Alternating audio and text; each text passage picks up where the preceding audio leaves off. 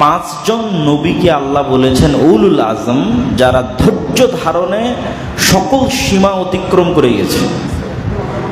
ধৈর্য ধারণ এত করা সম্ভব, তার উদাহরণ হিসেবে আল্লাহ পৃথিবীতে কয়জন নবীকে উল্লেখ করেছেন? পাঁচজন নবীকে।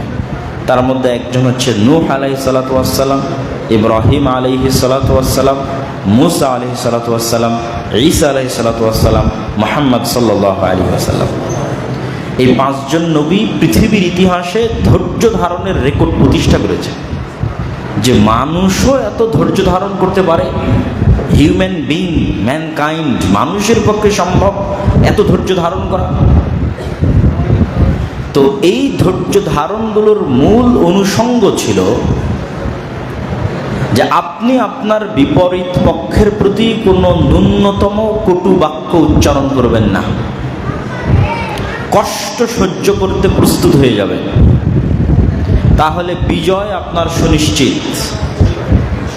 উস্কানি দিবেন না, কিন্তু মার খেতে প্রস্তুত হয়ে যাবেন। হাত উঠাবেন না, কিন্তু নিহত হওয়ার জন্য প্রস্তুত হয়ে যাবেন।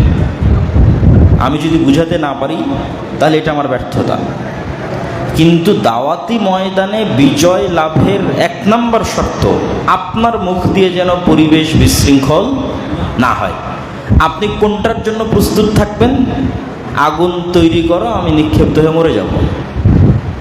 শাস্তি দাও, মেনে নেব, কিন্তু আমার আদর্শ থেকে কি পিছে সরব না। কিন্তু তোমার গায়ে কি আমি হাত উঠাবো?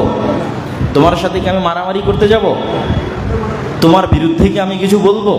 না, একটাও না। যখনই বিরুদ্ধে বলবেন, হাত উঠাবেন, বিশৃঙ্খলা করবেন, তখন পরাজিত হয়ে যাবে। জুলমে পা মজবুত হয়, অত্যাচারে মাজলুমের পা কি হয়? প্রতিষ্ঠিত হয়, শক্তিশালী হয়। আর জালেমের পা লড়খড়ায়, নড়বড়ে হয়ে যায়। তো জুলম যত বেশি হবে, মাজলুমের পা মাটিতে তত শক্তিশালী হবে, যদি সবর করতে পারে। এবং সেই সবরের ফল পরবর্তীতে পাবেন, সেখান থেকে বিশাল বিজয় সূচিত হবে ইনশাআল্লাহ।